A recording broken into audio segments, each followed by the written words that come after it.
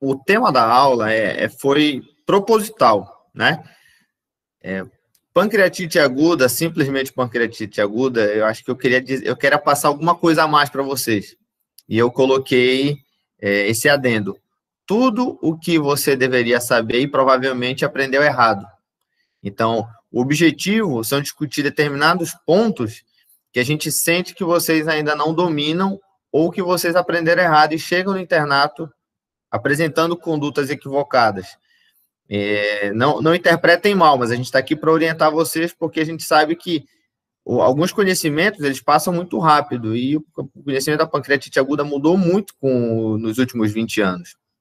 Então, para a gente introduzir o assunto, a pancreatite aguda é um processo inflamatório agudo do parênquima pancreático, inicialmente pela obstrução da via pancreática principal, mas, consequentemente, dos canalículos acinares. Good morning. Our next patient is 38-year-old woman who developed pancreatic fluid collection after an episode of Desculpa, gente, acho que abriu o vídeo do... 2011. She was not treated at this time. Coisas do ao vivo. Asymptomatic. Recently, she developed increased epigastric pain, and the CT showed increase of the size of the Deixa eu voltar aqui, esse vídeo não é esse vídeo, mas a gente vai usar um outro vídeo. Pronto.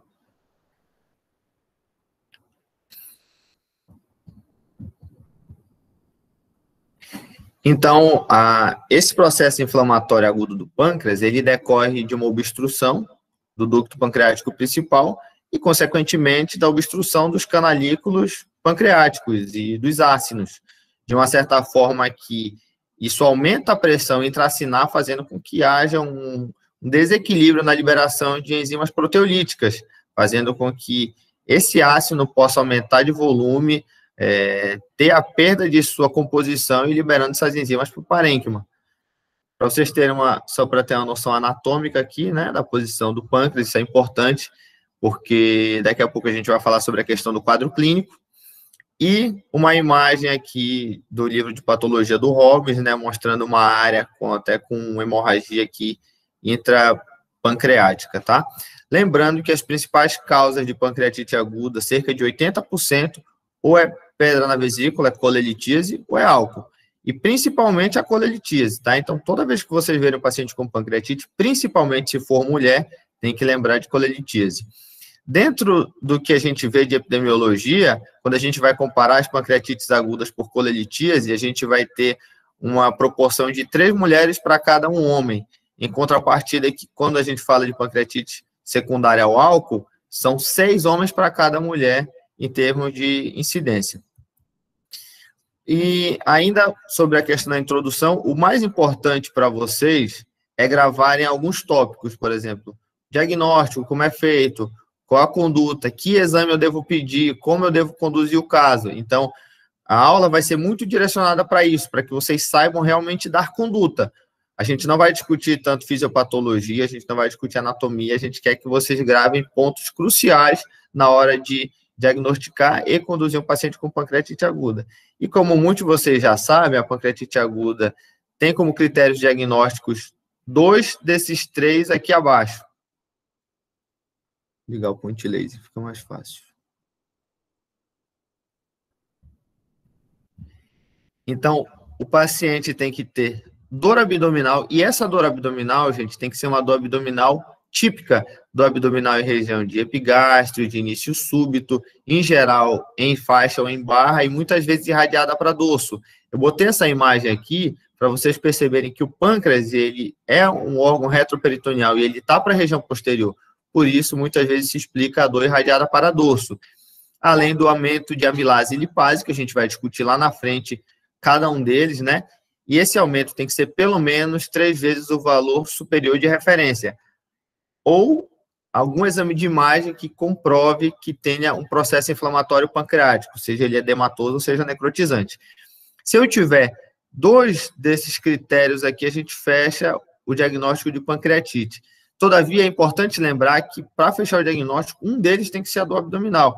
Então, se você tem um aumento de amilase sérica, se você tem uma alteração tomográfica sugestiva de pancreatite, o paciente sem história de dor abdominal, a gente não costuma definir esse paciente com quadro de pancreatite aguda.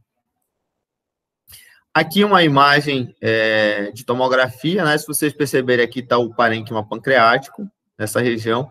Aqui onde está essa seta, existe um conteúdo líquido, né?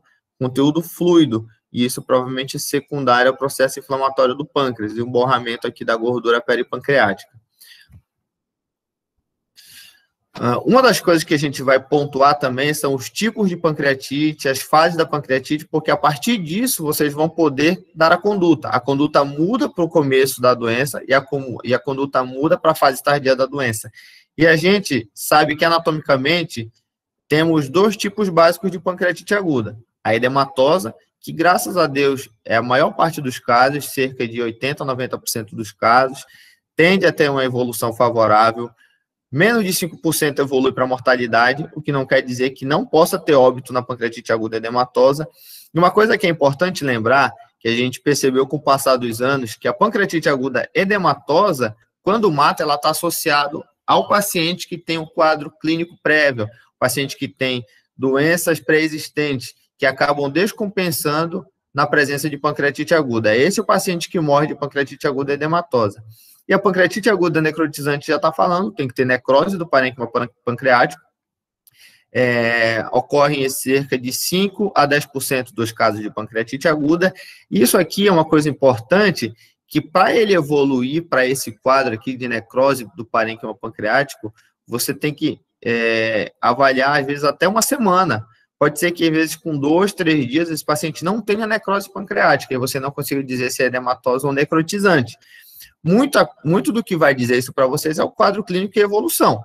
Porque se o paciente evolui de forma desfavorável, de forma negativa, muito provavelmente ele é necrotizante. Tá? Então, boa parte dos pacientes que evoluem a óbito partem desse grupo aqui, que é a pancreatite aguda necrotizante.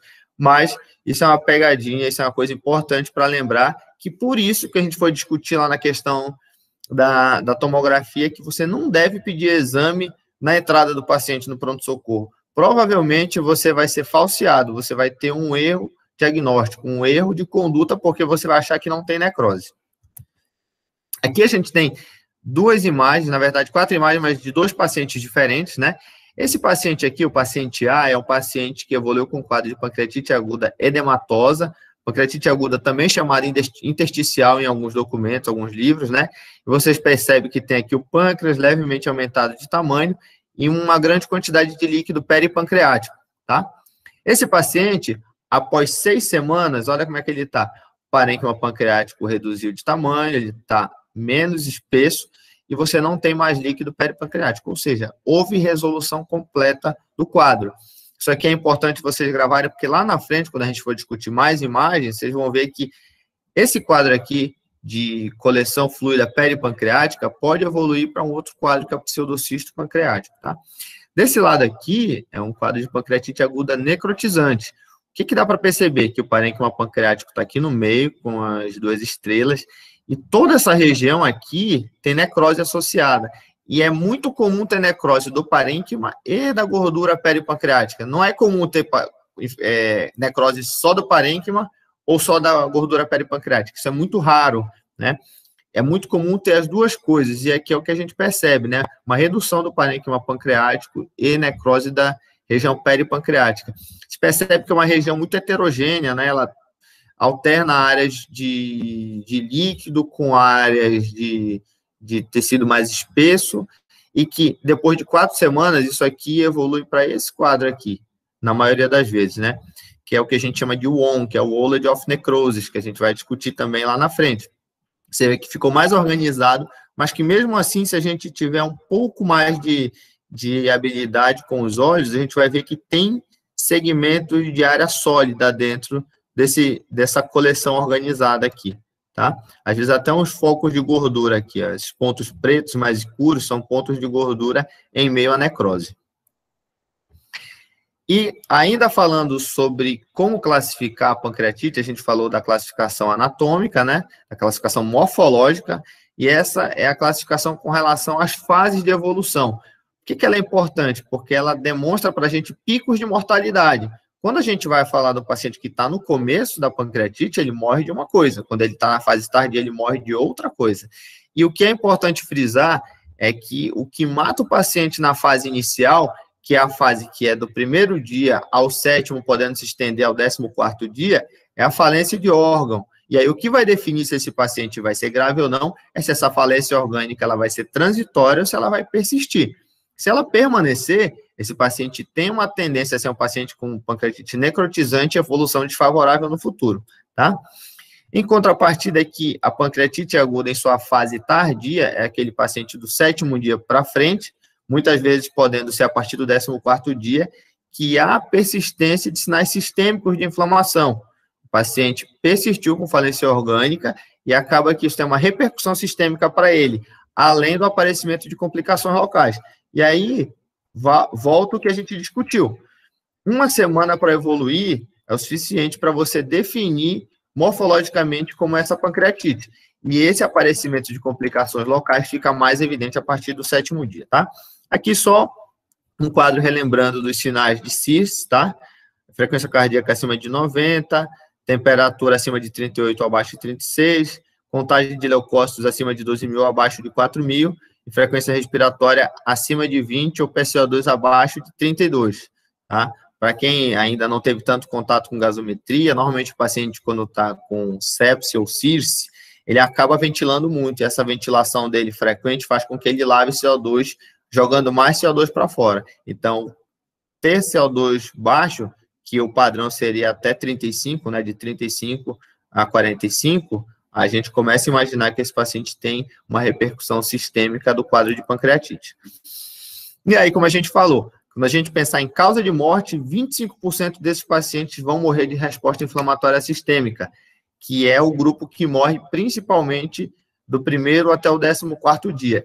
E como a gente falou, se essa repercussão sistêmica, se essa falência orgânica persistir por mais de 48 horas, esse paciente vai ser um paciente de alto risco, automaticamente um paciente grave, que a mortalidade dele vai lá para cima. E, como eu falei para vocês, especialmente na primeira semana, que é quando tem o paciente com óbito por CIRSE, e na fase tardia, que é como a gente falou, a partir do 7º e até o 14º dia, esse paciente vai morrer de outra coisa, esse paciente vai morrer de infecção. Então, aquela necrose pancreática que existe inicialmente é uma necrose asséptica. Aquela necrose, ela não é contaminada. Por isso que também a gente deve discutir questões de pancreatite, que você não deve dar antibiótico de cara para o paciente, porque aquela necrose, ela é uma necrose que não tem infecção, não tem bactéria associada. Então, dar antibiótico provavelmente não vai resolver. Uma coisa que vocês que estão em fase de aprendizado confundem muito, que não é uma coisa absurda, é que sempre tentam correlacionar a leucocitose com a infecção. E em algumas situações a leucocitose não está associada só à infecção, e a pancreatite é uma delas. Muitas vezes o paciente com leucocitose, ele é só um processo inflamatório agudo secundário àquela necrose, que não tem a ver diretamente com a infecção. Esse slide é importante porque muitos de vocês aprenderam esses critérios aqui, os critérios de Hanson. E até na minha época eles foram muito utilizados. Isso aqui era uma coisa tradicional, uma coisa que todo mundo tinha que saber. E a grande pergunta é, como avaliar se um paciente é grave e como avaliar sua evolução?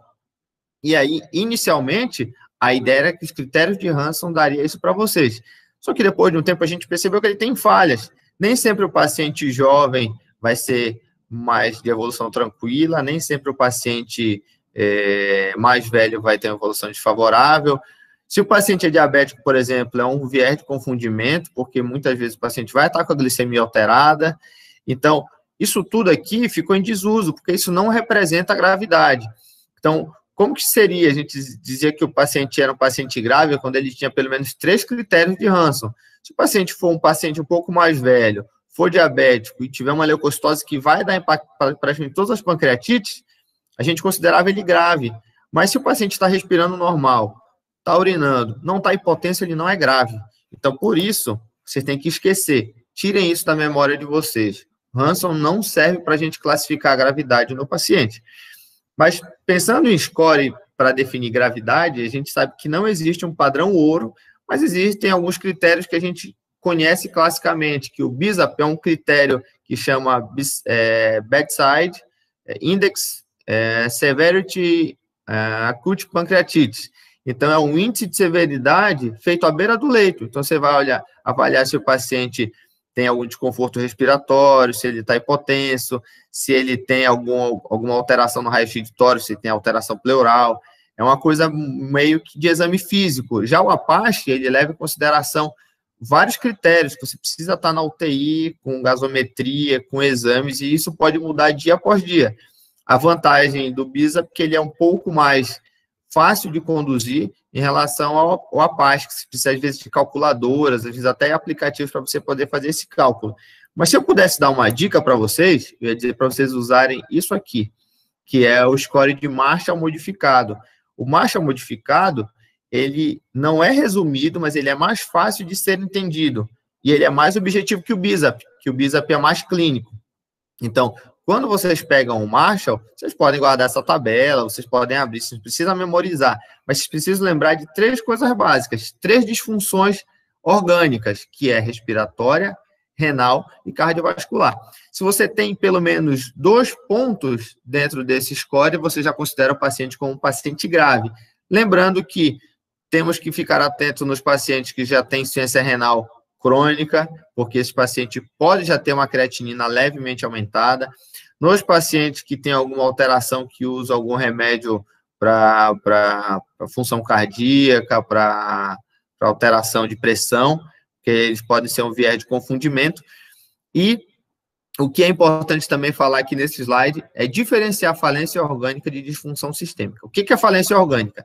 É um paciente que não tem nenhum problema prévio de saúde, que ele tem um funcionamento orgânico normal e, a partir do processo de pancreatite aguda, ele passa a ter uma disfunção orgânica, seja ela, como a gente está vendo, respiratória, né? Relação PaO2-FO2, seja renal, com aumento da creatinina, ou seja cardiovascular, com aumento, nesse caso aqui que a gente vai olhar, isso aqui é a pressão arterial sistólica, tá? Então, se o paciente tem a sistólica maior do que 90, é um paciente que está tranquilo. Mas se ele tem uma sistólica menor que 90, ele está precisando de fluido para manter essa pressão, ele ganha 1 ponto. Se ele não responde a fluido, ele ganha 2 pontos, e assim sucessivamente. A partir do momento que ele fica tão grave, que aí você vai ter que utilizar a gasometria arterial para poder comparar. Então, são 3 falências orgânicas que vocês têm que levar em consideração. Já a disfunção sistêmica é aquele paciente que já tem uma doença pré-existente, por exemplo, um coronariopata, um DPOC, que exacerba o seu sintoma em função da presença da pancreatite. Então, vocês têm que separar as 2 coisas, e o que é levado em consideração nesse quadro aqui é a falência orgânica, tá ok? E a partir disso, que a gente já falou da morfologia da pancreatite, que a gente já falou das fases da pancreatite, e que a gente falou como fazer a classificação de gravidade de pancreatite através do score de Marshall modificado, a gente vai definir se esse paciente tem uma pancreatite leve, moderadamente grave e grave. E uma coisa que vocês esquecem na hora de passar a visita na enfermaria é passar qual a classificação da gravidade do paciente. Então, essa aqui é a dona Maria, ela tem 47 anos, ela está internada no 3º pós-operatório por uma pancreatite aguda biliar leve, está aguardando o pré-operatório para fazer a cirurgia da vesícula. Pronto. Você já disse tudo que eu precisava saber. Provavelmente eu não vou questionar, a não ser que eu perceba que na história da paciente tem alguma coisa que não está batendo com o quadro leve. Mas vocês sempre, quando vão passar um caso de pancreatite, vocês têm que dizer a etiologia e a classificação com relação à gravidade, se é leve, moderadamente grave ou grave. Uma coisa que, quando eu estava aprendendo esse assunto, eu tinha dificuldade de entender, é por que a classificação não é leve, moderada ou grave? Porque leve, moderada e grave são 3 coisas separadas, são 3 coisas totalmente diferentes. Moderadamente grave quer dizer que esse paciente pode evoluir para ser grave ou ele pode permanecer moderadamente grave. Então, inicialmente, o que é o leve? É o paciente sem falência orgânica e sem complicação local. E complicação local, que a gente também vai discutir, vale lembrar que é necrose pancreática, tá? Então, isso aí, quando a gente fala em complicação local, tem que lembrar de necrose pancreática. Então, se tem necrose, esse paciente já não é leve, esse paciente é moderadamente grave. E o paciente moderadamente grave, ele dá entrada com falência orgânica transitória, e essa falência orgânica tem que ser levada em consideração o início da dor do paciente, não é a hora que ele chega no pronto-socorro, porque você pode perder tempo, você pode fazer uma mensuração equivocada se você imaginar que a hora de início da falência orgânica foi a hora que ele chegou. é a hora que ele iniciou o quadro clínico de pancreatite. Então, se o paciente tem uma falência orgânica que é transitória, ou seja, ele chegou hipotência, ele chegou com a função renal alterada, ou ele chegou dispneico, ele chegou com alteração da relação FO2-PO2, aí você vai considerar esse paciente moderadamente grave se ele melhorar em 48 horas, tá? Ou se ele tem uma complicação local, que a gente falou que é a necrose, ou se ele eventualmente evolui para disfunção sistêmica de algum problema pré-existente. Teve tudo isso, melhorou com 48 horas, não há necrose, que não vai melhorar em 48 horas, você se considera esse paciente moderadamente grave. Todavia, se essa falência orgânica, mesmo você fazendo tudo o que precisa, fazendo hidratação adequada, fazendo suporte clínico, melhora da dor, boa perfusão do paciente, controle de gasometria, esse paciente não melhora, aí ele evolui para um quadro de pancreatite grave. É a classificação dele, tá? Então, por isso, o moderadamente grave pode virar grave. Por isso que ele não é moderado, ele não é diferente, ele é só uma evolução não habitual para um quadro de pancreatite aguda grave. Falando da questão de laboratório, que é uma coisa que é super importante, é que dentro dos documentos que a gente leu para passar isso para vocês, é que a amilase é superior, a lipase é superior à amilase, tá? Por dois motivos. Primeiro, que ela é mais específica, ela é só produzida no pâncreas, e ela tende a evoluir no período que o paciente costuma procurar o pronto-socorro. Vocês conhecem bem a nossa população, essa população não costuma ir logo quando tem dor, pelo menos a maioria. E quando a gente vai olhar para esse quadro aqui do lado, né, eu fiz um quadro para que vocês pudessem entender, e a gente sempre faz uma analogia. É meio parecido com CKMB e troponina. CKMB aumenta primeiro e cai logo, e troponina aumenta depois. Não é assim no infarto agudo do miocárdio? Se alguém está mais por dentro da clínica puder confirmar, mas eu acho que é isso. Então, se a gente olhar aqui o quadro, isso aqui é a amilase, isso aqui é a lipase. Então, tem que pensar que com 48 horas essa lipase está quase normal, enquanto que a lipase está quase normal. E a lipase, com 72 horas, ela está no pico. Então, a gente tende a ter resultados melhores quando a gente dosa a lipase. Só que elas devem ser pedidas juntas, sempre, sempre, sempre. Primeiro, porque você tem à disposição. Segundo, que aumenta a sua sensibilidade para pegar uma pancreatite, né? Lembra que a sensibilidade é a capacidade de dar um diagnóstico. Então, se a gente pede 2 exames que em momentos diferentes estão altos, a gente tem maior chance de dar esse diagnóstico. E a gente tem aqui a lembrança da P-amilase, que é a amilase exclusivamente pancreática. A gente não tem isso em Imperatriz. É um exame difícil de encontrar, até no Brasil é pouco frequente. Então, é um dado para você guardar se cair numa prova, mas isso não é válido para o dia a dia, tá bom? E lembrar que também alguns parâmetros que antigamente eram clássicos, como queda de cálcio, aumento importante de PCR, a queda do hematócrito, isso aí são fatores que a gente não consegue dizer que são fatores prognósticos que são bem decisivos, entendeu? E uma coisa que a gente tem que lembrar também, lipase e amilase são fatores diagnósticos, não são fatores prognósticos. Então, pensar que amilase estourada e lipase estourada são fatores que vão dizer se o paciente vai ser grave ou não, é uma furada, vocês vão errar se vocês pensarem assim. E tem que guardar isso para a prova também, tá? Acho que esse quadro aqui ficou bem ilustrativo e sempre pensar em pedir as duas em qualquer situação. O grande problema é que alguns hospitais nossos aqui em Imperatriz não fazem lipase, tá? Então, você tem que ficar atento. Com relação ao laboratório, mesmo eu falando que o PCR não é específico, quem já me conhece, quem já teve aula comigo e até quem já teve hospital sabe que eu gosto muito do PCR. Eu sou fã do PCR porque, apesar dele não te dizer o que quer, ele te diz se o paciente tem alguma coisa. A sensibilidade dele é muito alta. Se vocês guardarem esse número aí, eu sempre falo o número 100 para os alunos. Então, todo PCR acima de 100, desconfie, tem alguma coisa errada. Tem alguma coisa que não está certa. Então, ele peca por não ser específico, mas ele é muito sensível, então ele pode ser um preditor de infecção. Então, o paciente está evoluindo com PCR relativamente alto, mais 80, 70, 50, e aí, depois de 3 dias, ele começa a subir, e com 48 horas depois ele praticamente dobrou, desconfia, essa necrose provavelmente infectou. e aí isso pode dar o start para você fazer um novo exame de imagem e fazer um tratamento específico para aquele processo que pode estar acontecendo com o paciente.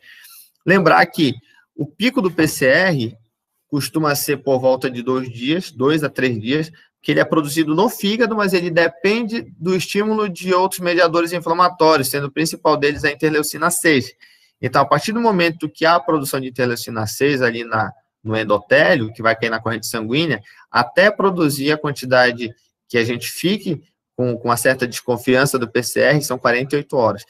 Por isso que quando a gente vai avaliar PCR se é melhor ou pior, a gente tem que trabalhar com um dado de 48 horas. Ficar colhendo PCR diariamente só para paciente muito grave, mas para paciente em enfermaria, a cada 2 dias é o suficiente. Pessoal, até aqui, alguma dúvida? Tá dando para entender tudo?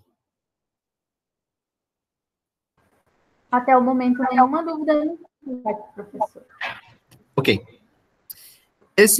Eu vou falar que tudo é importante, porque tudo foi pensado, todos os slides foram pensando nas dificuldades que vocês vêm a ter quando vocês se deparam com pancreatite. Mas eu acho que isso aqui é muito importante. O único exame obrigatório para ser feito na porta do pronto-socorro e na internação do paciente com pancreatite aguda é o ultrassom. É o único. Por quê? Porque mesmo que o paciente diga para você que ele toma bebida alcoólica, que ele usa aguardente, que ele toma destilado, vocês têm que desconfiar que possa ser biliar. Sempre. Porque 60% é biliar. Principalmente se for mulher. Então, eu vou dizer, não, bebeu muito, tudo.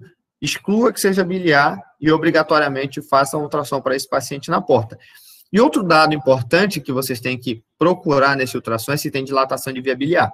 Porque se tem dilatação de via biliar, pode ser algo discreto e transitório em decorrência da pancreatite, principalmente se for na região da cabeça do pâncreas, se tiver necrose associada na cabeça do pâncreas, que acaba comprimindo a via biliar, ou pode ser que esse paciente, concomitantemente com a pancreatite, ele tenha uma coledocolitíase.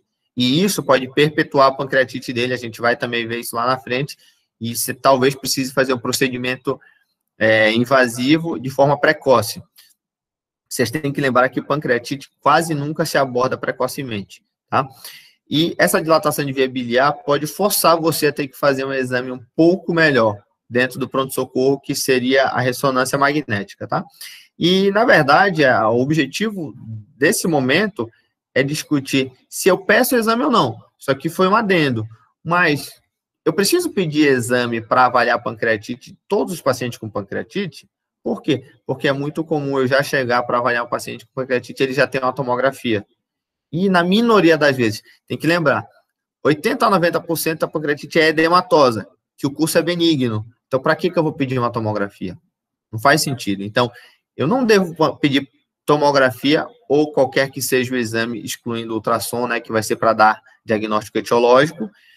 A gente não deve fazer tomografia na entrada do paciente. E se fizer, eu tenho que saber qual momento que eu devo fazer. Lembra daquele slide lá no começo que a gente falou da questão de 1 semana para a evolução até chegar na necrose, que vai ser a necrose definitiva? Então, eu não tenho que fazer essa tomografia antes de 72 horas, tá? A não ser que o paciente esteja muito grave e eu possa estar desconfiando de outra coisa. E qual o melhor exame? A gente vai ver lá na frente a diferença entre ressonância e tomografia. Mas pensando na nossa região, pensando na disponibilidade, pensando em pronto-socorro, a tomografia é o exame de eleição, tá bom? Isso aqui é importante, né? Tem gente que fala que na medicina nem sempre, nem nunca, mas a gente tem que guardar isso aqui. Todos os pacientes graves precisam de exame de imagem. Chegou grave, está muito grave, hipotenso, taquicárdico, desaturando, está com taquipneico, está com a ureia e creatina aumentados, faça a tomografia para o paciente. E outra indicação de exame de imagem, que é a dúvida diagnóstica. Lembra lá dos critérios diagnósticos? Aí você vai ter um paciente com uma dor abdominal em andar superior, de forte intensidade, início súbito, vômito associado, e aí o paciente tem ultrassom com colelitíase, cálculos menores que meio centímetro, né? Vocês lembram que cálculos menores que meio centímetro tem um risco maior de migração para o colédoco e aumento de coledocolitíase, colangite e pancreatite aguda. Não tem colecistite aguda, mas o paciente está com dor em andar superior de abdômen. Tem raio-x de abdômen, não tem perfuração, não é uma úlcera perfurada. e você está com dúvida diagnóstica. Então, essa é uma outra indicação de tomografia na porta, tá? Seria interessante, como eu disse, esperar pelo menos 72 horas, mas nem sempre isso é possível. Se o paciente está muito grave, tem que fazer a tomografia, tá? Mas, como eu falei, em casos de dúvida diagnóstica que o paciente possa esperar, o recomendado é esperar 72 horas. Uma coisa que ele dá dados a mais, que ele acrescenta em termos de informação, a tomografia ajuda a definir complicações locais extrapancreáticas. Vocês têm que lembrar que se for uma pancreatite necrotizante, dependendo da região do pâncreas, se for na região anterior, na região superior ou inferior, ele pode pegar a artéria dorsal do pâncreas e pode sangrar, que é a pancreatite necrohemorrágica. Se vocês lembrarem da questão do ângulo esplênico, o ângulo esplênico ele fica ali colado ao baço e o pâncreas está colado ao baço também. E essa pancreatite pode fazer uma erosão e perfuração do cólon. E trombose, né? Às vezes essa inflamação pode ser tão intensa, importante, e o pâncreas também guarda uma íntima relação com a veia esplênica, pode fazer uma trombose esplênica ou uma trombose portal, tá? E como eu falei, exame mais indicado no pronto-socorro é a tomografia. E aí, quando que a gente vai partir para uma ressonância? Primeiro, pensando naquele outro slide que a gente falou, se tem dilatação de via biliar e a gente suspeita que possa ter uma coledocolitíase associada, que aí a gente vai pedir uma ressonância de abdômen superior com contraste, associada a uma colangio-ressonância. Colangio-ressonância é uma reconstrução a partir da ressonância. Então, se você pedir só ressonância, provavelmente a equipe que vai fazer o exame não vai dar a reconstrução para vocês de todo o desenho da via biliar, tá? Então, naquela situação é indicada a ressonância. Quando o paciente é alérgico ao iodo, porque vocês têm que saber, a tomografia tem que ser sem contraste, sempre, sempre. Também para quem já teve algum contato comigo em hospital, sabe que eu sempre falo que às vezes a tomografia sem contraste, ela acaba retardando o tratamento do paciente ou atrapalhando a conduta do paciente. Então, a tomografia deve ser feita com contraste, salvo nos casos de contraindicação, e a principal delas é a insuficiência renal. Então, primeira coisa, o paciente tem alergia ao iodo, ressonância. O paciente tem insuficiência renal e ele não pode fazer o melhor exame, que é a tomografia com contraste, ressonância, que mesmo sem contraste, sem o gadolínio, ela consegue dar uma definição melhor do que é líquido e do que é sólido dentro daquele parênquima necrosado. Grávidas também é uma indicação formal, né? E quando você começa a suspeitar que tem uma necrose não liquefeita, vamos fazer colocar um exemplo para vocês. O paciente tem uma necrose infectada, o paciente evoluiu de forma desfavorável, aumentou leuco e PCR, começou a ter febre, e aí a gente vai lá e faz uma drenagem percutânea. Essa drenagem percutânea não vem muita coisa. Então, será que está tudo certo? Será que o meu dreno está na posição? Ou será que o conteúdo é muito denso para sair num dreno? Isso, a ressonância é melhor que a tomografia, tá? E como a gente sabe, um dos hospitais onde vocês rodam bastante, que é o macro-regional, não tem ressonância. Então, você pode pedir a ressonância vai ser regulada pelo governo do estado para fazer em alguma clínica particular imperatriz. Então, nesse caso, que você precisa ter um exame de pronto, um exame que você precisa da conduta, aí não tem jeito, a tomografia vai ser sem contraste. Aqui a gente vai olhar algumas imagens de necrose pancreática. Vocês conseguem ver que, assim, a tomografia ela tem uma boa definição, mas a ressonância ela é bem melhor para definir. Então, vocês vão ver que a área mais clara é a área líquida e a área mais escura é a área sólida. Se a gente fosse olhar, esse aqui é o mesmo paciente, gente, não é outro paciente. Se a gente olhar, parece que é tudo igual. A gente forçando um pouco a vista, aqui a gente consegue ver alguma diferença. Tem um local aqui com a gordura associada, né, que provavelmente é essa aqui, tá? E aí, se vocês forem olhar, olha a diferença de parênquima de conteúdo necrótico desse paciente, dessa imagem para essa imagem. Então, aqui é a tomografia e aqui é a ressonância. Então, aqui, se eu colocar um dreno, pode ser que ele funcione bem ou pode ser que não funcione bem, porque ele tem um conteúdo muito heterogêneo. Então, a gente tem que avaliar se aquela terapêutica é ideal para aquele paciente ou não. Então, nesse caso, a ressonância tem superioridade em relação à tomografia. Com relação às complicações locais, aí a gente volta de novo para aquela classificação da evolução, inicial e tardia.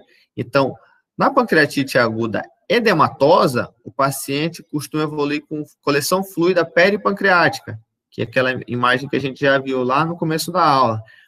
E quando o paciente, na fase inicial, é uma pancreatite necrotizante, aí ele vai ter essa outra imagem, que é a necrose pancreática aguda. Vocês veem que é bem diferente. Você vê que o parênquima pancreático aqui está inteiro e que ao redor tem líquido.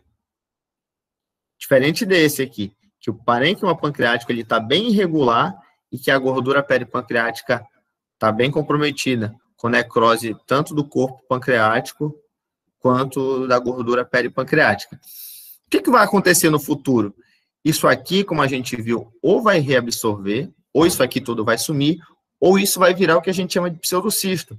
Então, essa nova classificação, que foi revista em 2012, 20 anos depois da primeira reunião de Atlanta, dos critérios de Atlanta, ela vai demonstrar para a gente, antigamente tudo era pseudocisto, e na verdade, o tratamento, a condução e o conteúdo do pseudocisto é totalmente diferente dessa nova classificação, chama o WON, que é o Walled of Necrosis, quer dizer, uma necrose circunscrita, uma necrose com parede em volta. Então, quando a gente for olhar no próximo slide, vocês vão ver a diferença do que é o WON do que é o pseudocisto. E o tratamento é totalmente diferente. Então, isso há 10, 15 anos atrás, era visto como uma coisa só. E a gente percebe que não é. Para ter pseudocisto, basta ter edema e líquido peripancreático. Para ter WON, tem que ter necrose. Aqui, duas imagens de pseudocisto. Olha como o pseudocisto é regular, ele não tem conteúdo heterogêneo, ele é bem homogêneo, tá? Esse aqui é o mesmo paciente. Ele tem uma cápsula que circunscreve ele, mas o conteúdo é diferente, tá? E nessa imagem aqui a gente até consegue ver, a impressão de que dá é de que o parênquima pancreático está íntegro, e o líquido ao redor acabou se organizando, formando essa imagem. Isso acontece normalmente, pessoal, de 4 a 6 semanas. É o período que a gente vai perceber que ou aquele líquido intersticial vai virar um pseudocisto organizado, vai ser absorvido, ou nos casos de necrose, ele vai evoluir para uma coleção organizada chamada WON. 4 a 6 semanas. Esse aqui é o WON, tá? As duas são WON. Ó, essa aqui você vai ver que já tem um conteúdo heterogêneo, que permeia, porque ele teve necrose, ele teve uma repercussão maior. E essa aqui está mais evidente ainda, porque aqui é heterogêneo, tem um ponto de gordura aqui dentro, muita irregularidade, necrose, inclusive, do parênquima. Então, isso aqui é chamado WON, porque é o Walled of Necrosis, quer dizer, necrose cercada fora do pâncreas, Walled of Necrosis. Então, guardem isso aí, que isso aí provavelmente pode cair em provas de residência. As pessoas têm pedido muito isso, cobrado muito isso, que é a questão do WON, tá bom? Principalmente quem for fazer servidor, viu, gente? Quem vai fazer prova no servidor tem que saber pancreatite aguda, porque vai cair com certeza. E quando a necrose infecta? Esse é o grande ponto, é o ponto crucial, é o desafio para que você possa tratar o paciente de forma adequada. Então, como a gente falou, a pancreatite aguda necrotizante, naquela primeira fase, ela tende a ser uma necrose asséptica. Então, a gente não se preocupa tanto em tratar a infecção, porque ela não existe.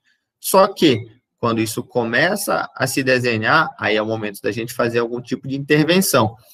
E dentro de alguns serviços, principalmente serviços que têm uma força maior, que tem uma equipe multidisciplinar, que você tem equipe para drenagem percutânea, tinha uma certa vantagem em fazer uma punção guiada para avaliar a presença de coloração de GRAM, fazer cultura, e então fazer o início do antibiótico, tá? Isso não é possível na maioria dos serviços e tinha uma taxa de positividade menor do que 50%. Então, isso acabava sendo uma coisa que confundia. Às vezes o paciente tinha infecção da necrose e ele não vinha positivo no PAF. Aí você retardava o antibiótico, mesmo o paciente estando clinicamente ruim, tá? Agora, uma coisa que é uma condição sine qua non para associar a infecção é a presença de gás. Esse aqui é um paciente com necrose, e vocês vão ver que nos locais de necrose, esses pontos pretos aqui é gás, né? Então, isso aqui é infecção, não tem muito o que pensar. Lembra que a gente falou, necrose com infecção, o paciente é grave, e iniciar o antibiótico o mais precoce possível. E é justamente disso que a gente vai falar agora, né? Então, muitas vezes, você vai passar visita na enfermaria, ou alguém pede avaliação do cirurgião, e chega lá e você conversa, mas por que começou o antibiótico? Não, esse antibiótico é profilático já. Não, profilático é profilaxia cirúrgica. Os meninos que rodaram comigo aí também devem ter discutido alguma coisa sobre profilaxia. Não existe profilaxia para pancreatite aguda. Existe tratamento. E o tratamento não deve ser indicado de rotina. Então, você não deve dar antibiótico, o paciente chegou, antibiótico. Então, são duas coisas clássicas. Antibiótico e tomografia. Esqueçam isso. Não calculem o Hanson, não peçam tomografia e não iniciem antibiótico. Tá bom, pessoal? A indicação formal de antibiótico é a necrose infectada. A gente já viu. Se não tem infecção de necrose, se o paciente não tem desfecho desfavorável, se ele não está evoluindo de forma grave, se ele não está hipotenso, não inicie antibiótico, espere a evolução do paciente. Até porque, como eu falei, a gente tem algumas opções de avaliar essa piora. Isso aqui a gente colocou para vocês aprenderem, né? Em São Paulo, os hospitais usam bastante a procalcitonina. A procalcitonina é um pré-hormônio tiroidiano, que o hormônio é a calcitonina, que atua contrabalanceando o paratormônio. Enquanto o paratormônio aumenta o cálcio no sangue, aumentando a reabsorção óssea, a calcitonina diminui. Então, ele faz a regulação disso. Só que a procalcitonina, que é esse pré-hormônio, ele só aumenta em condições de estresse séptico. Então, se não tem infecção, ele não aumenta. Então, é um parâmetro muito sensível para a infecção. Além da indicação de punção por agulha fina também para avaliar a necrose infectada. Por quê? Porque às vezes o paciente vai ter um PCR aumentado, vai ter um leucograma aumentado, já vai ter feito corticoide, isso tudo falseia, mascara e acaba diminuindo a sensibilidade e a indicação correta do antibiótico. E com a procalcitonina isso não existe. Agora, resta a pergunta, é a nossa realidade? É a realidade imperatriz? Não. Então a gente tem que trabalhar com o que a gente tem, que é a avaliação clínica e a avaliação do PCR do paciente. Esse quadro aqui é interessante, porque uma coisa que vocês têm muita dificuldade, até no meu módulo do quinto semestre, é a questão do antibiótico. A gente não tem um documento, assim, um livro de antibiótico, capítulo de antibiótico. É mais difícil de achar isso. Então, vocês têm dificuldade de saber o que é o melhor indicado para determinadas patologias. No caso da pancreatite aguda, a gente tem que lembrar que normalmente são bactérias gram-negativas do trato gastrointestinal, as principais são Escherichia coli, Proteus, Klebsiella. Então, se a gente quer tratar essas bactérias, a gente tem que usar um antibiótico para gram-negativo de trato gastrointestinal. E eu botei essa imagem aqui porque muita gente já me falou isso. Começar fazendo meropenem, imipenem, é como se você tentasse matar uma bactéria com antibiótico muito forte. Porque o paciente normalmente não tem infecção associada. E acontece muito isso. Chegou grave na UTI, meropenem, logo de cara. É como se você tivesse que matar um mosquito com uma bala de canhão. Precisa disso. Então, caso haja indicação, nunca comece com o principal. Comece como se fosse uma escada. E você vai progredindo até você chegar no que seria o ideal, que é o carbapenêmico. Então, aminoglicosídeo é bom, gentamicina é bom para gram-negativo? Sim, é bom para gram-negativo, mas tem outros efeitos, tende a ser nefrotóxico, tem uma baixa cobertura para gram-positivo, então não é uma boa opção, tá? A gente fala isso porque algumas especialidades ainda usam muito aminoglicosídeo. Cefalosporina de terceira geração é o que a gente mais usa nas enfermarias quando você quer tratar afecções abdominais. Colecistite aguda, perfuração de cólon, apendicite, então é o carro-chefe, mas a cefalosporina também não tem uma boa penetração no parênquima pancreático, tá? Então, pode ser usada inicialmente, tá? Como essa escada até a gente chegar no carbapenêmico. A gente tem a opção de ter o Tazocin, que é um antibiótico de largo espectro que pega gram-positivo, gram-negativo e anaeróbio. Então, dentro de um contexto ideal, assim, de um hospital que tem condições, a gente pode partir imaginando que o paciente tem infecção com o Tazocin. Essa seria a melhor opção hoje. A gente tem aqui, como eu disse, se o paciente tem um processo inflamatório exuberante, às vezes o antibiótico não tem uma boa penetração do parênquima pancreático. E, classicamente, o que tem em estudo é que as quinolonas e os carbapenêmicos são os que têm a melhor penetração do parênquima pancreático. mas como vocês já devem ter visto, né? Quinolona ficou por muito tempo mal vista, associada a várias complicações, tem grande resistência nos países menos desenvolvidos, tem associação com piora da função renal, então essa aqui também não é uma boa opção. E o carbapenêmico, como eu falei, a gente não deve de cara dar um carbapenêmico, imipenem, meropenem, justamente pelo aumento da resistência aos carbapenêmicos. Alguns de vocês já devem ter ouvido falar em KPC, que é a Klebsiella pneumoniae, produtora de carbapenemase, que é um KPC multiresistente, que quando a gente tinha como última opção isso aqui, não matava essa bactéria, você tinha que fazer terapia tríplice, quádrupla, com vários antibióticos. Então, não se deve começar com carbapenêmico, tá bom? Então, se a gente for pensar, o paciente tem diagnóstico de infecção, o paciente está grave, comece com tazocin, ou se o paciente não estiver grave, você tem suspeita de que possa ter infecção, começa com cefalosporina de terceira geração. Você não vai estar fazendo nada errado. Como a gente deve tratar esse paciente? Por muitas vezes, no pronto-socorro, me perguntava por que eu tenho que dar 3.000 ml de cristalóide para esse paciente com pancreatite? Esse paciente está bem, o paciente não está sentindo nada, só está com dor, mas não está grave, não está hipotenso. Precisa fazer isso tudo de soro. E aí, depois que a gente vai estudar, é que a gente aprende. Então, a gente para de falar coisa errada quando a gente estuda. Por quê? A tendência é de que, caso não haja boa perfusão pancreática, essa necrose pode evoluir de forma mais desfavorável, e os efeitos da sepse induzida, ou da sepse, desculpa, não, da CIRS, induzida pela pancreatite aguda na perfusão periférica vai ser menor, porque se você consegue perfundir melhor a periferia, você tem menos acidose, menos repercussão sistêmica. Então, se o paciente é necrotizante, se o paciente é edematoso, faça grande quantidade de volume. 30 a 50 ml de volume no mínimo, mas o ideal é 50 ml de cristalóide por quilo por dia, tá? Então, tem que levar isso em consideração. Por quê? Para melhorar a perfusão periférica e melhorar a perfusão pancreática.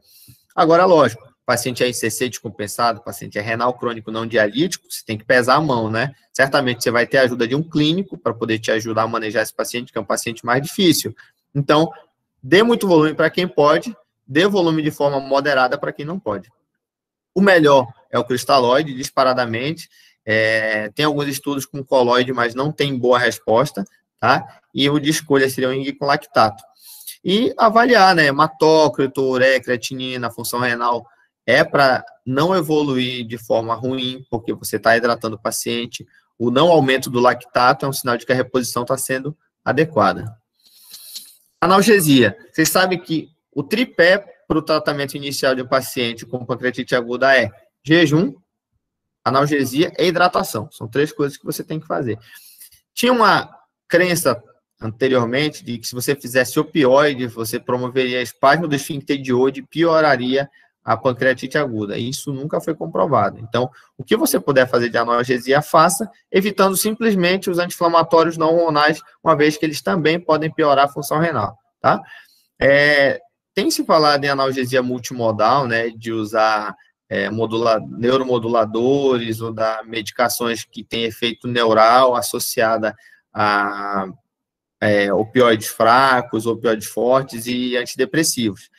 E o top seria ter uma equipe de anestesia que pudesse fazer uma peridural nesse paciente para dar um maior conforto para ele. Com relação à dieta, esse é um outro tópico que a gente tem muita discussão, e isso até entre os cirurgiões. Pessoal, está muito rápido, estão compreendendo? Alguém fala um ok aí, por favor? Está tudo ok, professor. Está um bom ritmo. Ótimo. Então, com relação à dieta, o que a gente tem que separar? A gente tem que separar basicamente em casos leves, casos graves, ou moderadamente graves. Nos casos leves, a gente tem um paciente que, no geral, vai ter uma evolução favorável, não tem necrose associada, e se ele não tem necrose, a repercussão intracavitária dele é menor. Então, avaliando clinicamente parâmetros de fome, o paciente pede comida, está com fome, não tem dor abdominal, não está vomitando, porque se ele está vomitando, para que você vai dar comida para ele? Né? Vai piorar o vômito dele. Clinicamente muito bem, dê comida para ele. Outra coisa que na minha época de residente ainda se fazia, correlacionar com a amilase. Isso tem nenhuma evidência, zero evidência.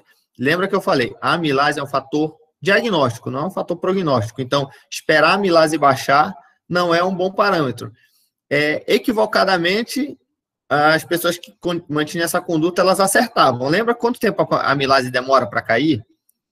48 horas ela está caindo, com 72 horas ela está praticamente normal.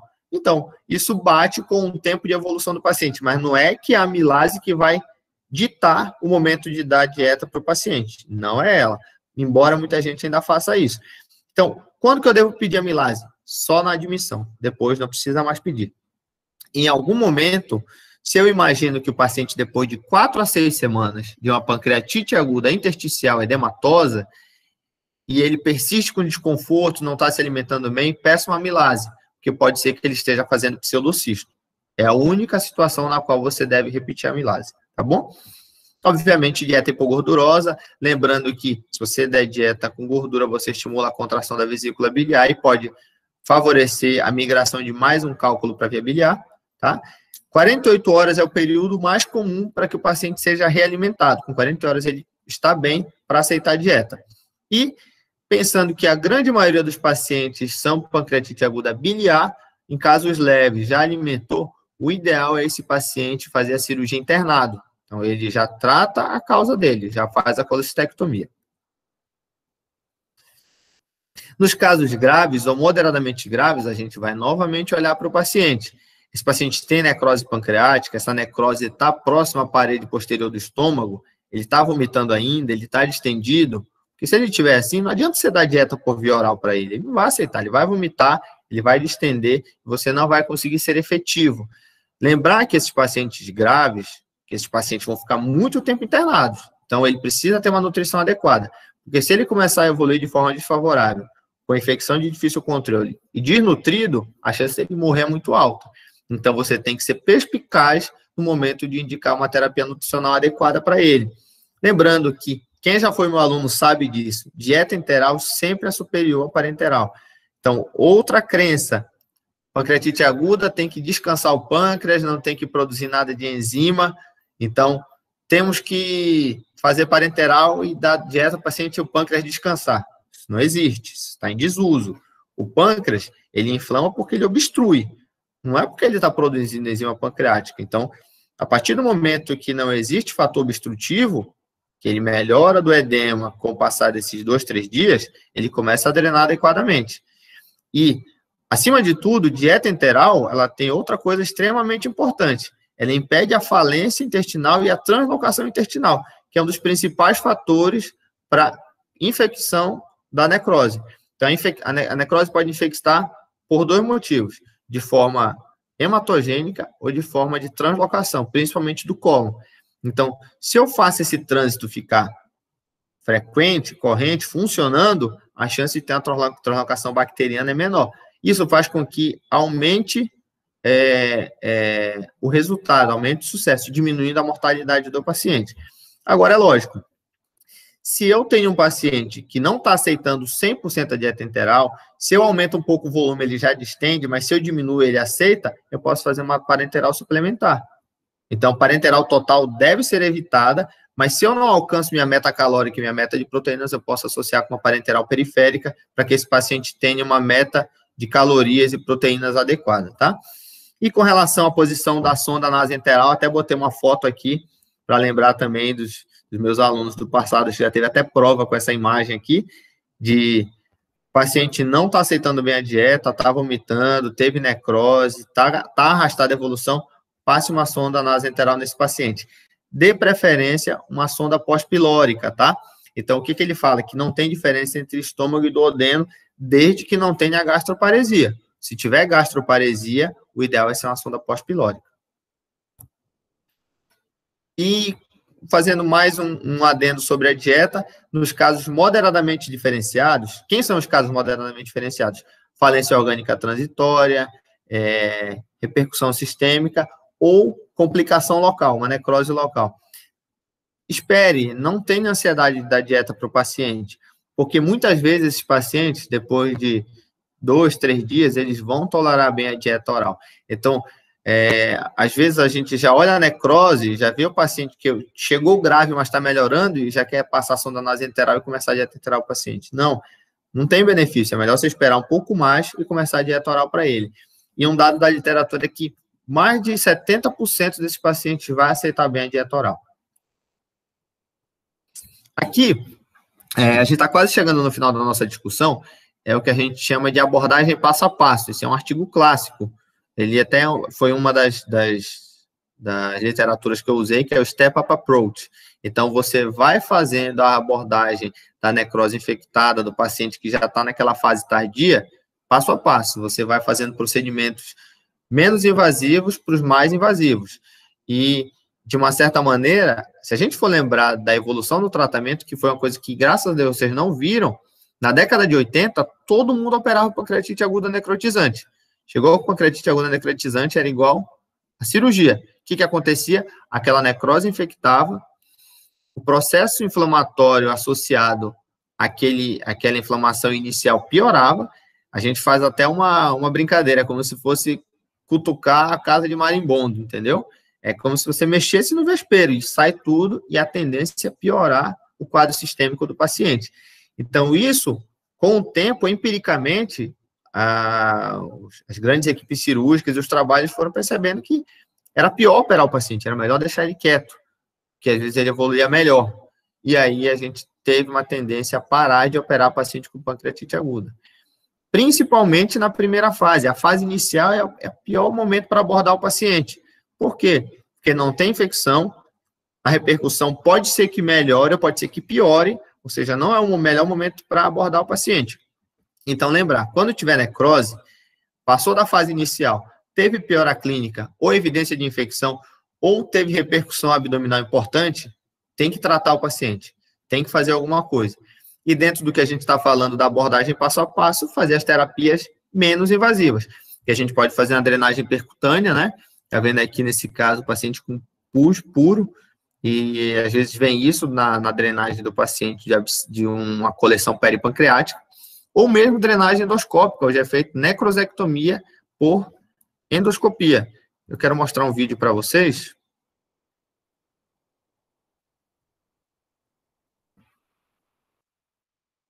Deixa eu abrir aqui. É um vídeo bem rapidinho, mas é bom para vocês terem uma noção do procedimento. Em geral, esse procedimento é feito guiado por ecoendoscopia. A ecoendoscopia é um exame / procedimento no qual, no aparelho de endoscópio, você tem um probe de ultrassom. Então, você consegue avaliar com a câmera e o ultrassom consegue te dar profundidade, consegue te dar as camadas, e você vê o que está interpondo.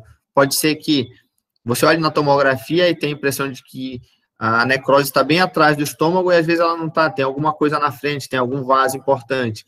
E esse ultrassom consegue dar um bom parâmetro. Muitas vezes, quando existe um abaulamento, eu acho que a gente até viu numa daquele de pseudocisto, quando você tem um abaulamento, não tem muita dúvida. É perfurar, dilatar, drenar, lavar, fazer a necrosectomia e colocar uma prótese. E essa prótese pode ser uma prótese metálica, que é o padrão ouro, né? Que não deixa fechar, ou pode ser uma prótese plástica, caso você não tenha no serviço a prótese metálica.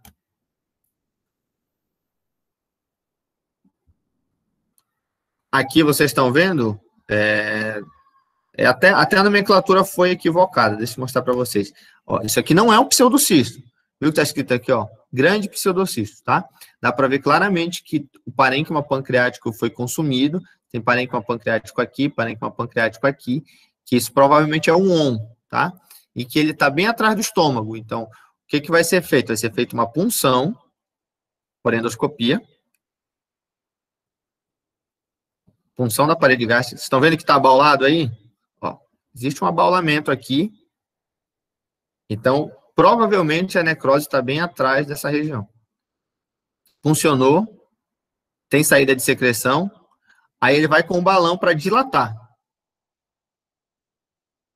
Dilata. Dilatou. Ele vai adentrar ao ponto de necrose. Ó. Olha que interessante. E olha o achado aí. aí ele vai pegar uma alça de polipectomia e ele vai fazendo a necrosectomia. Ele vai quebrando essa necrose, ele vai lavando, ele vai progressivamente retirando essa necrose, tá? Se a gente for parar para analisar grosseiramente, é melhor do que abrir um paciente, né? Não precisa... E aí, no final, ele colocou uma prótese plástica, tá? Em alguns casos, coloca prótese metálica também.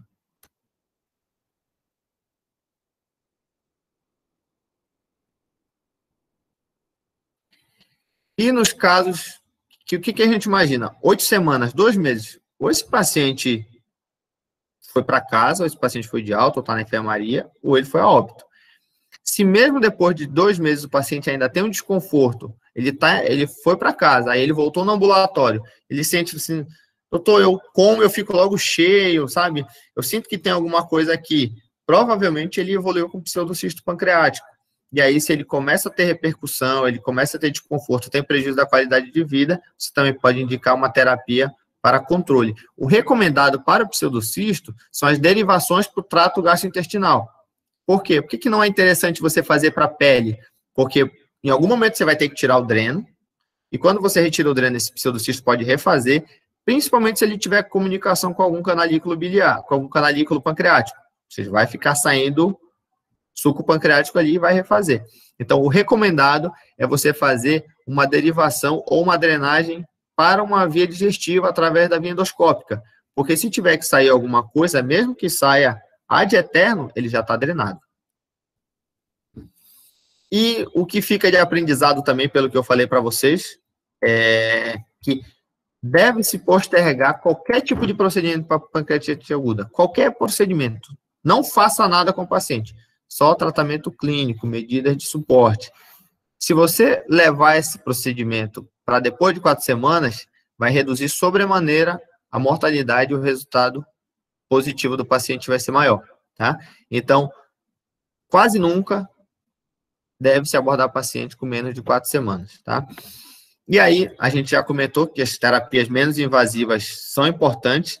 Esse artigo, que é um artigo clássico do Step Up Approach, fala que você deve começar com as terapias menos invasivas, mas ele ressalta, assim, você tem menor falência orgânica, menor nova falência orgânica. O que é isso? É o paciente que está relativamente bem e ele vai para uma cirurgia, uma necrosectomia aberta, e ele vai para uma punção ou para uma desbridamento retroperitoneal vídeo assistido, ele pode ter uma nova falência orgânica em decorrência do trauma cirúrgico maior de uma cirurgia aberta. Tá? É isso que ele fala no artigo. Mas não tem redução da mortalidade nesse artigo que a gente passou para vocês aqui. E aí, como vocês já viram, tem a drenagem endoscópica e tem o VARD, que é Video Assisted Retroperitoneal Debridement, que é como se fosse um desbridamento retroperitoneal por vídeo. Então, você não vai entrar na cavidade peritoneal, esse paciente vai ficar ou de lado ou praticamente em decúbito ventral, e aí você vai acessar o retroperitônio do paciente com uma ótica e 2 pinças para fazer a necrosectomia sem acessar a cavidade abdominal anterior. E aqui, quase acho que é um dos últimos slides para vocês guardarem. Quem eu devo abordar precocemente? Porque certamente tem alguns pacientes que vão acabar sendo operados no início do quadro de pancreatite, mesmo na fase inicial. Então, a gente tem 3 indicações clássicas. A primeira, aumento da pressão intraabdominal. Lembra que a cavidade abdominal ela é uma cavidade fechada, né? Então, esses pacientes com um edema intersticial, com um quadro clínico mais exuberante, com a grande difusão de cristalóide, que faz com que o paciente tenha mais perda para o interstício, ele pode fazer um aumento da pressão intraabdominal que seja maior do que a pressão de perfusão abdominal, fazendo com que ele tenha prejuízo da função renal, piorando a perfusão de todos os órgãos e até do pâncreas, que já está prejudicado com a necrose. Então, se esse paciente evolui para um quadro de síndrome compartimental abdominal, eu faço todas as medidas clínicas, passagem de sonda, esvaziamento do estômago, esvaziamento do reto, se tiver algum líquido que possa ser funcionar para diminuir a pressão, porque você tem um continente e tem um conteúdo, se eu tiro aquele conteúdo, eu diminuo a pressão dentro do continente. Eu posso fazer uma sedação profunda, eu posso fazer bloqueador neuromuscular para que a musculatura dele fique bem relaxada para que possa distender, mas se mesmo assim isso não melhorar, esse paciente vai acabar numa laparostomia. Esse é o nome técnico, já que vocês estão em fase de formação, mas, grosseiramente, a gente fala peritoneuostomia, é abdômen aberto, né? A gente tem até um exemplo aqui, isso aqui é chamado de bolsa de Bogotá, foi uma técnica que foi desenvolvida na Colômbia, no momento onde tinha muito tiro por arma, muito ferimento por arma de fogo, e os pacientes acabam ficando em condições muito ruins, que você não conseguia fechar a parede, que o paciente tinha muita contaminação de parede, e aí, para esse caso, a gente pode lançar a mão desse artifício aqui, que é abrir a cavidade abdominal e fazer com que haja redução da pressão intracavitária, tá? Para que o paciente não tenha um prejuízo maior. Ou, se o paciente tem colangite associada, tem que pensar, ó, aqui, se vocês olharem a via biliar principal, aqui vocês têm o vício, né? O ducto pancreático principal. Muitas vezes, a pancreatite ocorre com a passagem do cálculo. O cálculo não fica aqui, na maioria das vezes. Mas quando ele fica, ele perpetua o processo de pancreatite e ele pode ter infecção por via ascendente do colédoco, que a gente chama de colangite. Então, se a gente tem colangite associado, se a papila está obstruída, não permitindo o pâncreas drenar, isso aí tende a não evoluir bem. Então, você obrigatoriamente tem que indicar uma CPRE para esse paciente, uma colangiopancreatografia endoscópica e retrógrada para desobstrução da papila, tá? Ou se o paciente tem complicações locais não relacionadas ao pâncreas, que a gente falou, que é sangramento importante, perfuração. Aqui vocês estão vendo uma tomografia com pneumoperitônio, né? Tem líquido na cavidade, tem gás fora de alça, então o paciente perfurou. Não tem o que conversar, tem que operar esse paciente. Aqui é o penúltimo slide. Esse é um slide de um dos artigos que eu preparei a aula. É um slide que ele praticamente resume tudo que a gente discutiu.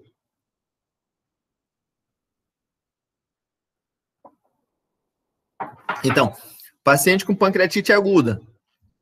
Cerca de 80% a 90% vai ser a forma mais branda, pancreatite aguda, que ele chama aqui intersticial, que a gente falou na aula como edematosa. E a menor parte, até colocou uma porcentagem maior, que em geral é 5% a 10%, vai evoluir para pancreatite aguda necrotizante. Na maioria das vezes, esse paciente ou não vai ter nenhuma repercussão sistêmica, ou ele vai ter uma falência orgânica transitória, e tem uma mortalidade muito baixa, tá? Lembra que a gente comentou, o que esse paciente pode ter no futuro, que em termos de líquido, a coleção fluida peripancreática, ele pode resolver ou virar um pseudocisto pancreático, tá? Então, bem claro aqui, mortalidade extremamente baixa, menor do que 2%. Já na pancreatite aguda necrotizante, ó, lembra que ele marca muito vocês com data aqui, ó. Então, 2 semanas, 48 horas, que é o período que você tem que fazer exame. Ele até colocou aqui, ó. Então, não faça exame antes de 72 horas. Por que ele colocou aqui, nesse ponto? Porque o paciente chegou, você não sabe como ele vai evoluir, se de forma branda ou se de forma grave. Então, TC, pelo menos com 72 horas de evolução, tá? Passou das primeiras 2 semanas, ele foi um paciente com falência orgânica transitória, pancreatite aguda moderadamente grave, uma mortalidade baixa e resolução do quadro. Se esse paciente evoluir com persistência da falência orgânica, lembra lá do começo, o que mata o paciente? É ele persistir com falência orgânica, entrando da fase inicial para a fase tardia. Necrose pancreática, mortalidade cerca de 30%, de 20%, tá? Muitos vão ficar com a necrose estéreo, né? E vai evoluir para aquilo que a gente falou, que é o WON, Walled of Necrosis, ou uma parte vai infectar e vai acabar tendo que fazer vários procedimentos, ficando muitos dias internado, chegando até ao procedimento cirúrgico. E aí, olha qual é a data que ele fala aqui, ó. E são 2 artigos diferentes, tá, pessoal? Eu não peguei do mesmo lugar. Se vocês verem os marcos, 72 horas, 2 semanas, 4 semanas. E aqui, novamente, falando da admissão do paciente, então, chegou, você não sabe se é uma coisa ou se é outra. Seja agressivo na infusão de líquidos. Você tem que estar atento, corrigir distúrbio eletrolítico, avaliar a gasometria do paciente. Chegou aqui 72 horas, olha, até passou um pouco das 72 horas, que ele vai te dizer, se até o 5º dia o paciente não tolerar bem dieta oral, você vai começar com a dieta enteral. Então, tenha paciência, espere esse paciente, que às vezes com 72 horas ele vai acabar comendo. Se ele não comer, sonda nasoenteral. Passou de 2 semanas, lembra o que a gente falou? Olha a mortalidade aqui, ó. Mortalidade. Até as 2 semanas. Fase inicial, fase tardia. O que mata na fase inicial? CIS. O que mata na fase tardia? Infecção, tá? Por isso, ele recomenda o uso de antibióticos a partir da 2ª semana, principalmente com infecção documentada e com 4 semanas, terapias progressivamente invasivas. Começar com drenagem percutânea, drenagem endoscópica, VARD e, por último, necrosectomia aberta, tá bom? Eu usei esse guideline aqui, esse foi o principal que a gente usou, tá? Que é mais atual. A gente falou da classificação de Atlanta revisada, que foi vista em 2012, que apesar de ser um artigo relativamente antigo, vocês têm que lembrar, em termos de estudo, que artigos clássicos vocês têm que utilizar, porque são artigos que praticamente norteiam mudança de condutas, e esse foi um artigo, tá? Então, não tem problema você citar um artigo mais antigo.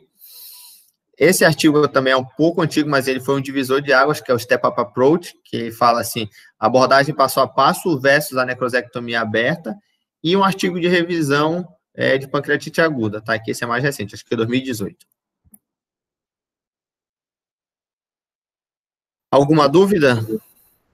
Professor, o senhor poderia, por favor, voltar para o primeiro slide? Que a IES, ela gostaria de fazer um print para publicar nas redes sociais da Gastroliga. Quer que deixe a tela inteira? O que você prefere, IES? Pode ser, professor, por favor.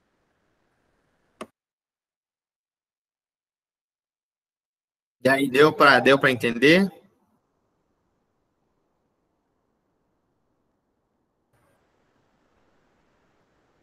Deu sim, professor. Foi uma aula muito esclarecedora, muito informativa. Tenho certeza que transpareceu muito o conhecimento que o senhor tem a respeito, sua experiência, e basicamente é isso. O pessoal aqui nos comentários elogiando bastante. Alguém quer fazer alguma pergunta? Não fiquem tímidos.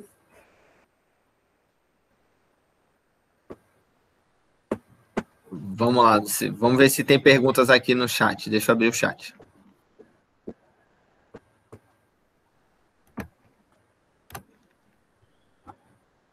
Vamos lá, boa noite, vamos lá. O pessoal falando que a aula estava boa. Pronto, a aula acabou agora realmente, então, ok, obrigado, pessoal. Oi. Eu fiquei com uma curiosidade, queria que o senhor comentasse a respeito. Sobre a questão da dieta parenteral e enteral, como é que ficaria essa divisão, mais ou menos, no caso de pacientes moderadamente graves? Você quer saber qual seria a proporção de uma para outra? Isso. Como seria esse manejo? O que é interessante? Primeiro, quando você vai avaliar esse paciente nutricionalmente, o recomendado é que ele seja visto por uma EMTN, que é a Equipe Multidisciplinar de Terapia Nutricional. Se ele não tem, quem tem mais experiência no hospital vai coordenar isso. Muitas vezes acaba sendo você mesmo. Aí, o que você vai fazer? Você vai fazer a meta calórica do paciente. Você vai pegar o peso habitual dele. Se ele for obeso, você vai acabar... Se ele for obeso, se for muito desnutrido, você vai ter que jogar para o IMC de 25, que seria uma média. Mas se o IMC dele não é de obeso nem de desnutrido, você vai pegar o IMC dele. E aí você vai multiplicar, dependendo do quadro que ele tiver. Se ele tiver muito grave, a tendência de você fazer menos caloria. Cerca de 20 quilocalorias por quilo por dia. Se ele é um paciente que está normal, está estável, aí você vai fazer o cálculo de 25 a 30 quilocalorias por quilo por dia. Aí você vai, a partir disso, achar a meta calórica dele. Aí, quando você achou a meta calórica, ele precisa de 2.000 quilocalorias por dia. Você está dando 1.500 por dieta enteral, você tem que suplementar com 500 quilocalorias feitas por dieta parenteral.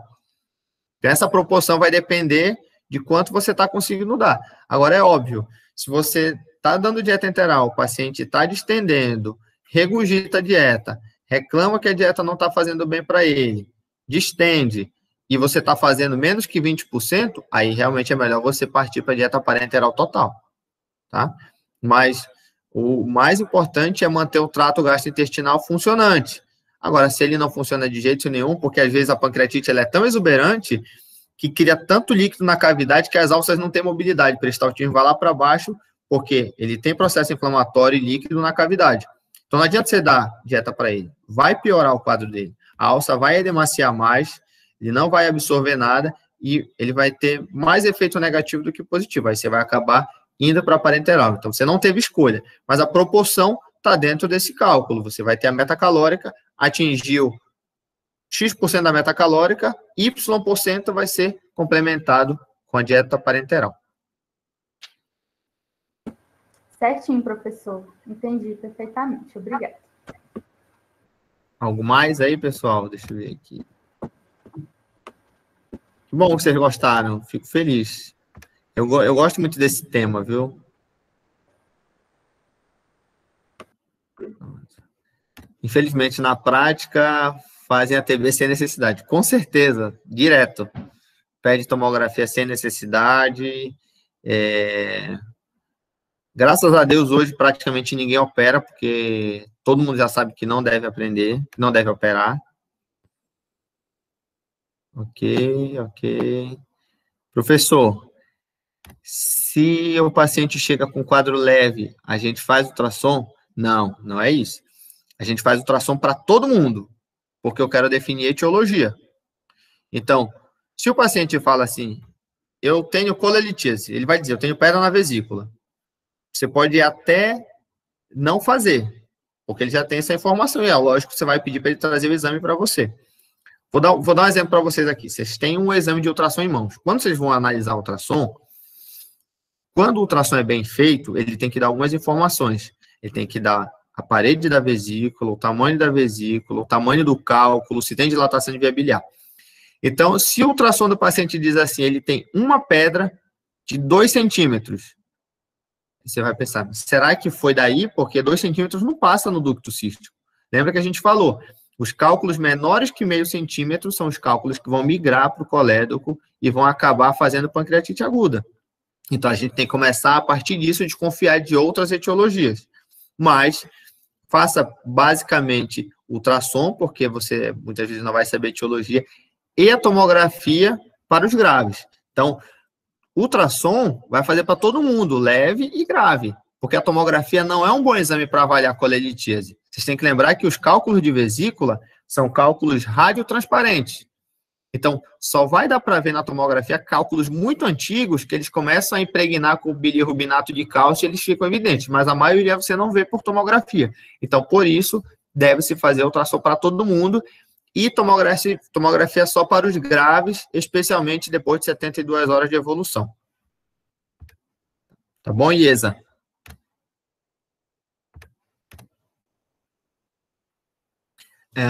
Pessoal, vocês podem perguntar o que vocês quiserem, não fiquem acanhados. Você não tem que se sentir como se falar besteira, é a hora de vocês aprenderem. Lembra do que eu falei. Tem muita coisa errada sobre pancreatite, então a hora de vocês aprenderem é agora. Nada? Tudo bem? Posso perguntar qualquer coisa para vocês aí que vocês vão acertar? Ó, a sorte de vocês que é o primeiro dia, até eu estou um pouco nervoso, mas quando eu relaxar, eu vou fazer igual eu faço na aula, vou perguntar para todo mundo, viu? Mirela, é o seguinte, muitos alunos mandam mensagem querendo acompanhar a cirurgia. Eu não me oponho, mas a gente tem que dar uma certa organizada, porque eu posso falar para você aí vai outro aluno, e vai outro aluno. Então, talvez amanhã eu tenha uma cirurgia na Unimed, que eu não sei a hora ainda que eu vou tentar encaixar no meio do meu dia, que é uma cirurgia de vesícula com, apesar de eu não ser ginecologista, mas vocês sabem que minha mulher é ginecologista, então a gente aprende alguma coisa, né, com ela. E ela tem uma hidrossalpinge, então a gente vai fazer uma salpingectomia bilateral e vai tirar a vesícula. Então, Mirela, se você quiser depois, pega o meu telefone com o Francisco, manda um zap para mim de manhã, que aí, se você tiver tempo amanhã, você vai lá e acompanha a cirurgia, tá? Tudo pronto, pessoal? Foi num tempo bom, né? A gente começou, acho que foi 7h45, então foi basicamente 1h15 de aula, acho que deu para ser bem. E eu gostaria que as aulas de vocês sejam assim, sejam diretas, vocês não seja muito pesada a aula, não seja muita coisa, porque acaba que quem está assistindo fica cansado e não presta atenção. Então, acho que vocês prestaram atenção, acho que deu para aprender bastante. Guardem isso tudo. Se vocês quiserem, depois eu mando o slide aí para o Francisco, para uma de vocês aí, porque se vocês usarem aquilo ali, vocês não erram quase nada. Tá bom? Amanda, alguma coisa a mais? Gravou a aula, né? Tá gravando, eu tô vendo aqui agora. Sim,